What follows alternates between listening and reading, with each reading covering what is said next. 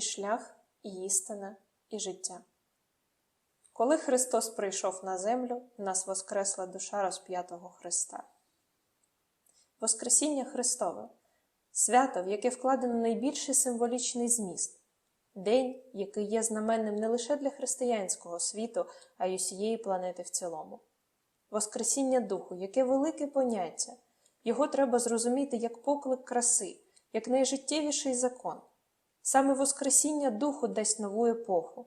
Що може порівнятися з силою Духу? Немає іншого важеля, який міг би напружити вогні центрів. Духовний рух розпочнеться лише, коли прийде розуміння оновлення Духу. У ньому людство знайде своє велике призначення та місце у космосі. Істинно, Воскресіння Духу буде творчістю нової епохи. Все у світі живе за законом циклів. Все рухається у вічній зміні Всесвіту. І в житті планети, і в нашому житті, і в дусі існує та ж безперервність руху, безперервність злетів та падінь. Вчителі людства попереджають про космічні напруження, але мало хто слухає. Вони вказують на надзвичайні явища, але люди вважають їх випадковостями. Таким є приклад несумірності. Великий Дух, посланник світла Христос, перед жертовним подвигом якого ми схиляємо сьогодні свої голови, з'явився в той період історії, який ми можемо назвати глибоким занепадом. Думка людська вичерпала себе в русі вперед і дбала лише про досягнуте. Більше уваги приділялося деталям та дрібницям, ніж глобальним життєвим проблемам. У світі переважала турбота про матеріальне, а не про духовне. Ті дні, 2000 років тому, як і сьогоднішні, це дні воєн і вбивств, розпусти та злості, коли бездуховність і брехня, хаос і темрява безчинствують, коли цінності матеріального світу затьмарили мільйони свідомостей, коли йде великий відбір, останній. Про сьогоднішні дні на землі в живій етиці йдеться. На жаль, теперішній час цілком відповідає останньому часу Атлантиди. Ті самі лжепророки, той самий лжерятівник, ті ж війни, ті ж зради і духовне здичавіння. У нас пишаються крихтами цивілізації. Так само точно атланти вміли промчати над планетою, щоб швидше обдурити один одного. Так само осквернилися храми, і наука стала предметом спекуляції та розбрату. Те ж саме відбувалося в будівництві, точно не відважувалися будувати міцно. Також повставали проти ієрархії і задушувалися власним егоїзмом. Також порушували рівновагу підземних сил і створили взаємними зусиллями катастрофу. Світ здригається від напруги. Події нагнітаються. Лють темряви зростає в прогресії. І темрява не соромиться в засобах, проникаючи під усіма личинами світла і намагаючись знищити там, де можливо, створене світлом. У цьому є епоха Армагеддона. Коли чеснота слабшає і беззаконня збільшується, Великий Дух сходить на землю і втілюється там, де особлива потреба в новому розумінні істини. Він приходить, щоб повести за собою світ і підняти свідомість людей на недосяжні висоти, адже світло завжди перемагає пітьму. Так було, так є і так буде завжди. З глибини вічності піднімається ланцюг вогнів великих вчителів. Так вчення Будди принесло у собі ідею вдосконалення та дисципліни духу. Мойсей приніс у світ суворе дотримання вищих законів. Господь Христос – найвище розуміння любові та самопожертви. Олена Іванівна Реріх писала: «Якби не ці найбільші духи, то людство земне і зараз не вийшло б зі стану печерних жителів. Саме великі архангели, що прийшли з вищих світів і принесли найбільшу жертву тим, що саме вони втілювалися у великих реформаторів, засновників релігій, царств, філософій, щоб на всіх поворотних пунктах історії планети допомогти і прискорити еволюцію людства. Скільки стереотипів їм треба було зламати, скільки страждань та випробувань довелося перенести, скільки надлюдських зусиль довелося докласти. Їх життя найчастіше було мученицьким і жартовним. Вони мали витримати величезну силу колективної ненависті, нерозуміння і жорстокості. Силу цю кожен реформатор викликає на себе, щоб протистояти інертності людських душ. На вівтар людства приносять вони життя своє. Ми маємо лише мізерні відомості про сказане і вчинене Христом, що містяться у випадкових записах. Бо істинно говориться, якби було записане кожне слово Його та кожне діяння, то Він би наповнив собою весь світ. Його пастирська діяльність – це ціла епоха, стисла в 3 роки, на осмислення якої знадобилося 20 століть, і хто знає, скільки знадобиться ще. І якби ми спробували здійснити в житті Його вчення, наша земля перетворилася б на рай, не зрівняний з жодними мріями. Він був титаном, бо минуле століття, а залишена ним світові енергія ще не використана і не вичерпана до кінця, і сила її з роками лише зростає. Особистість Христа невичерпна, вона перевершує всі звичайні міри, писав про великого Ісуса Олександр Мень.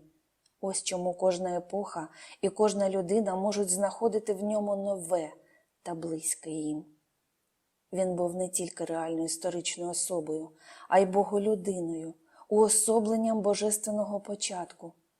Прийнявши земну оболонку у тяжку епоху виродження та розкладання духовних цінностей, аби дати новий імпульс духу людському і тим самим долучити людину до божественної природи, в ній ув'язненій, писала про Христа Олена Іванівна Реріх. У житті Ісуса від початку до самого кінця лунав заклик відірватися від земної метушні і підняти очі до неба. У нього не було жодних прив'язаностей до цього зовнішнього світу з усіма його спокусами. Він ніколи не розмовляв про цей світ та про це життя. Він не мав жодної потреби в текстах і аргументах, жодної потреби в доказах. Він учням ноги омивав і риболовам довіряв. Сам ніс важкий без міри хрест, щоб донести вогонь з небес. Так просто все вирішував, і знов лилася із очей його любов. Любов, що все прощає та веде, вогонь, що надихає і спасе. Як мало треба, щоб зробити крок і зазирнути серцем до зірок. Відкрити серце, віддаваючи любов, щоб освітив життя Христа вогонь. Серце розривається від численних вигадок про життя Христа. Але найкраща інтерпретація життя учителя – це саме його життя. Лиси мають нори, а птахи – гнізда. Але сину людському немає де прихилити голову. Ось що сказав Христос. Ось шлях до спасіння, який Він вказав нам. Він не залишив інших шляхів. Давайте чесно зізнаємося, що нам важко стати на цей шлях. Ми все ще сповнені своїми «я» та «моє». Ми хочемо власності, грошей, благополуччя. І рідко згадуємо слова Його. Не збирайте собі скарбів на землі, де моль і іржа винищують, і де злодії підкопують і крадуть. Але збирайте собі скарби на небі, бо де скарб ваш, там буде і серце ваше. Откровення про цей скарб дає нам вчення живої етики. Скарб – це первозданна енергія космосу, названа психічною енергією. Вона з'єднує нас із вищими силами, коли ми прямуємо до них з молитвою. А розширення свідомості та розвиток духовності – це шлях зростання психічної енергії і підвищення її якості. Агні-йога каже, тільки сама людина своїми низинними думками і діяннями може руйнувати свою психічну енергію. Нехтування психічної енергії є джерелом багатьох хвороб. Розлад психічної енергії є породження багатьох лих, як собі, так і іншим. Лише вона, психічна енергія, єдиний скарб, який людина забирає з собою у вищі світи, і його не може не зруйнувати ні моль, ні іржа. Всім своїм життям великий вчитель показав, якого високого рівня свідомості може досягти кожен із нас. Він почав вогняне хрещення людини, хрещення Святим Духом, вогнем, тобто духовне перетворення людини. Кожен із нас є володарем безсмертного духа, який він носить у собі. Христос усім своїм життям та жертовною смертю на хресті показав шлях, як реалізувати нашу божественну натуру. «Відкиньте, – говорив він, – забобони про те, хто ви – чоловік чи жінка, бідний чи багатий, святий чи грішник. Думайте про те, що ви дух, який не може бути ні вбитий, ні пригнічений, ні принижений. Ви всі діти Бога, безсмертні душі. Царство Небесне всередині нас, говорив Ісус. Він знав, коли кожна людина реалізує свою духовну природу, тоді лише відступлять нещастя та хвороби і сама смерть. Доки метушня навколишнього життя не захоплює людину, вона живе в саду невігластва, і дух її ще якби не народився. Народження пов'язане зі стражданням. Ісус про це каже: «Істинно, кажу вам, якщо пшеничне зерно, що впало в землю, не помре, то залишиться одне, а якщо помре, то принесе багато плоду. Хто любить душу свою, погубить її, а той, хто ненавидить душу свою в світі цьому, збереже її в життя вічне». Розуміння цих слів приходить лише в духові. Хто задоволений своїм життям, позбавленим духовності, не помічаючи недоліків матеріального світу та власної душі, той не може розпочати духовне сходження. Ця мить і страшна, і радісна. Вона називається народженням духу. У такій прозрілій людині, кажуть, народжується Христос. З народженням духу у людини прокидається совість. У душі, що раніше мовчала, виникає діалог.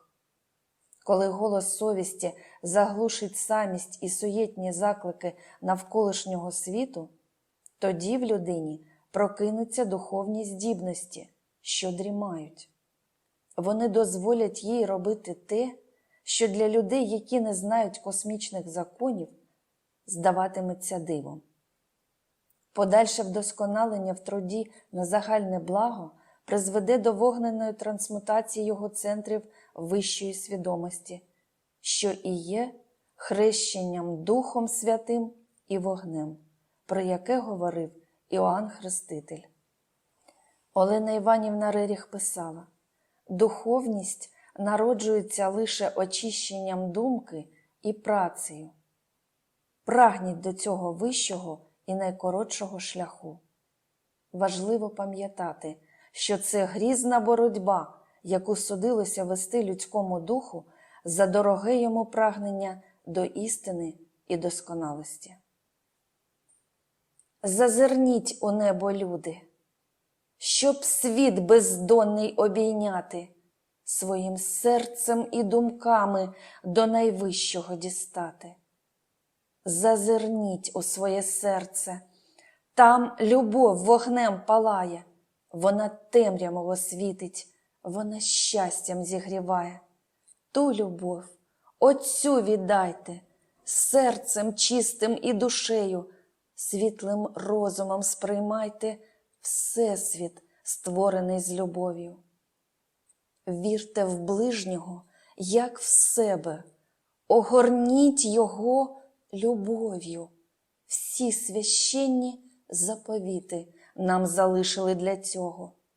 Тільки прагнучи, крізь терни, в серці з вірою до Бога, у молитві і з бажанням нас чекає перемога. Коли думаєш про долю світлого вчителя, то, мабуть, найбільшу напругу емоційних, розумовних і душевних сил викликає день страти та ніч напередодні. На Тайній вечері Ісус дає зрозуміти учням, що це їх остання зустріч у цьому житті, що один із них сьогодні зрадить його. Наближається смерть. Діти, недовго вже бути мені з вами.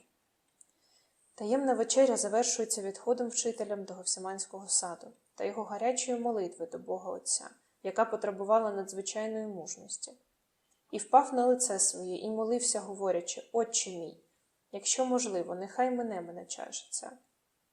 Ні, не приниження, не фізичного болю і навіть не смерті боявся великий учитель. Ісус був адептом, випробуваним у віках. Він був мужнім, сильним духом учителем, який навчав безстрашності та терпінню. Адже навіть цієї останньої ночі він ласкаво втішає зажурених учнів. Хай не бентежиться серце ваше і нехай не лякається. Якби ви любили мене, то зраділи б, що я казав: «Йду до Отця, бо Отець мій більше за мене». Вже трохи мені говорити з вами, бо йде князь світу цього. Христос молився не за себе і був у відчаю, коли бачив не кару свою, а те, що буде в майбутньому. Він бачив страшну трагедію колективної карми народів і напружував простір вібраціями любові, сподіваючись пробудити у людей совість і співчуття. Так говорить древній азійський манускрипт про святого Ісу, найкращого із синів людських. Земля здригнулася і небеса плакали про велике злодіяння, що тільки но скоїлося в країні Ізраїлю. Там щойно мучили й стратили великого праведника Ісу, в якому мешкала душа Всесвіту, що втілилася у звичайне тіло людини, щоб відновити на землі мир і любов до добра, а людини повернути до єдиного і нероздільного Творця. Так закінчилося земне існування частинки вічного духа в образі людини, яка рятувала запеклих грішників і перенесла такі страждання.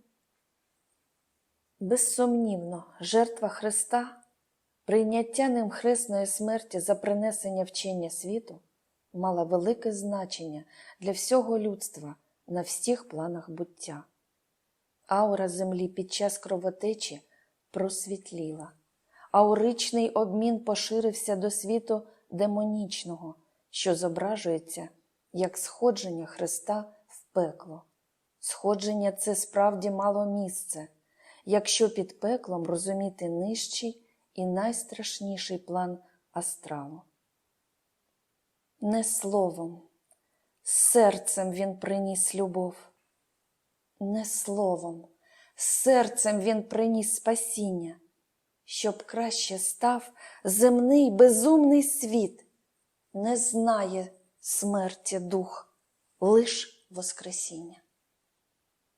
Вчитель знав, що шлях неминучий, і переніс учительство вже на явище з тонкого світу. Але саме ці повчання залишилися ніде не записаними. Так виник ще один приклад несправедливості. У записах можна знайти лише найкоротші натяки на відвідування вчителя з тонкого світу. Навіть віддані учні не знайшли можливості вказати, що найбільше откровення були дані вчителям уже в тонкому тілі. Тим часом така вказівка була б надзвичайно важливою для всього світу. Учитель не наполягав, бо бачив, що простір краще збереже його завіти. Учні святого Ісси залишили країну Ізраїлеву і розійшлися в усі країни до язичників, проповідуючи, що їм потрібно думати про спасіння душі, а також про повне блаженство, яке чекає людей у нематеріальному і повному ясного світла світі, де в покої і у всій своїй чистоті мешкає у досконалому величчі великий Творець. Але горе наше в тому, що за 2000 років ми так звикли до слів великого вчителя, цитуємо їх, але при цьому засліпли до них остаточно, твердимо їх, як таблицю множення, але, на жаль, безглуздо. Але якби ми змогли трохи відвикнути від них і раптом почути їх так, ніби вони сказані не 2000 років тому, а сьогодні, то, можливо, ми б здивувалися, жахнулися і раптом зрозуміли б, що це найнеймовірніші, необхідні для нас і найважливіші з усіх людських слів. У тому саме і головна особливість його, що глибоке і сокровенне, що перевертає світ, він говорить так просто, легко і природньо, ніби й не може бути інакше. І це всім відомо, і він тільки нагадує забути. Відкриває те, що у всіх людей таїться у душі. І завдання кожного з нас – вчитися жити життям духа, виявляючи сутність духа тут на землі, як того вимагав Христос. Ви – світ світові, і тому не ховайте свого світла, а показуйте його людям, адже запаливши світло, не ставлять його під лаву. Знати вчення і не застосовувати його буде знаком повного невігластва. Хто сказав вам, що можна ходити по вченню, як муха по цукру? На гірських стежках не можна безрозсудно повертати коней. Знання веде лише вперед. Але якщо ми уявлятимемо, писала Олена Іванівна, що б ми не робили, які б злочини не вчиняли, але пролита кров Христа назавжди врятувала нас від влади диявола, то істинно, ми будемо цими самими дияволами. Ніхто не може врятувати іншого. Лише власними зусиллями здіймається дух у суджені прекрасні світи. Віра без справ мертва є. Тому тепер, як ніколи, важливе єднання всіх світлих сил для відсічі полчищам темряви, які намагаються у злості та безумстві своєму підірвати саму твердь. Хто віддасть себе на подвиг осушення чаші? Хто візьме на себе щит вогненний на благо людства? Хто зважиться на прийняття вогняних енергій? Хто явить розуміння всієї космічної напруги? Істинно той, хто співзвучить силам вищим. Так смиренність подвижника, що несе чашу вогнену, є найвищою смиренністю. Він несе тяжкий тягар у серці, він несе його заявлену людством напругу. Він несе тягар усієї невідповідності. Ця смиренність і є викуплення та випиття чаші. В Агні-йозі говориться: великий вчитель вибрав стрімкий подвиг і вражаюче завершення. Він вбрав у собі все світло. Він наповнився зреченням від самості та земної власності. Він знав палац духа та храм вогнений. Не можна внести речі у вогонь, і палац духа не вмістить скарбниці золота. Лише так можна слідувати великому прикладу, віддавши себе за істину. «Я є ти», сказано в одній молитві, але тільки через наше людське серце ми можемо зазирнути в серце Ісуса. Тільки через нашу смертну боротьбу ми можемо зазирнути в Гефсиманію. Тяжкість Христа Його можемо виміряти, лише взявши свій хрест на себе. Рідко буває так, щоб одразу 3 євангелісти привели якийсь вислів Христа майже однаково. Але саме так зі словами Христа. «Якщо хто хоче йти за мною, зречись себе, і візьми хрест свій, і йди за мною». Жертвою добровольною або самопожертвою тримається світ. Чаша самопожертви в світах вищих сяє всіма вогнями радості невимовної. І лише на нашому плані випробувань і скорботи, чаша ця сповнена гіркоти і отрути. Дух, який усвідомив радість самовідданості, є найвищою красою. Краса і самопожертва лежать в основі буття. Ми живемо у важкий час, коли тьма бореться зі світлом. Вона намагається зберегти своє багатство. Ми жахаємось тьми, але вона ненавидить нас. Боротьба йде за кожну людську душу. Людина і раніше існувала, не знаючи про те, в центрі якої битви знаходиться. Але зараз битва загострилася до межі. Не можна зневіритись, це майже здатися. Не можна тільки чекати, краще вже помилятися. Добрі справи завжди варто робити, вірити в диво та просто любити, зігріти, підтримати і надихати. Для цього не треба дуже багато, лиш серце відкрите, хай лине молитва, кожен із нас зараз у битві. Безперечно, вчення Христа ще раз нагадало людству про грізну небезпеку і вказало шлях до духовного відродження, отже, до спасіння. Вся сіль вчення Христа лежить у 2 основних заповідях, що Він залишив нам – любові до Бога і любові до ближнього. Але чим простіші завіти, тим вони важчі для виконання. У першому випадку потрібно повне відчуження від себе, самозабутня любов до Бога всім серцем і всією душею і всім мисленням. У другому – прирівнювання себе до всіх інших і до всього іншого. Бо під ближнім мається на увазі все створене суще, і всі істоти, і вся природа, і наша планета, і космос. Слова «хай буде світові добре» з вкладанням у них почуття серця – це теж давання тому всесвіту, в якому ми живемо. з Євангелії Єсеїв. Людський рід гине через брак віри, бо морок і буря привели в оману стадо людей, і вони втратили своїх пастирів. Але бурі не продовжуються вічно, і морок не назавжди приховує світло. Небо незабаром стане ясним, небесне світло пошириться по всій землі, і стадо збентежене збереться навколо пастуха. Не намагайтеся шукати прямих доріг у темряві під страхом впасти в будь-який рів. Але зберіть ваші останні сили, підтримайте один одного, покладіть усю надію на Бога і чекайте першої появи проблиску світла.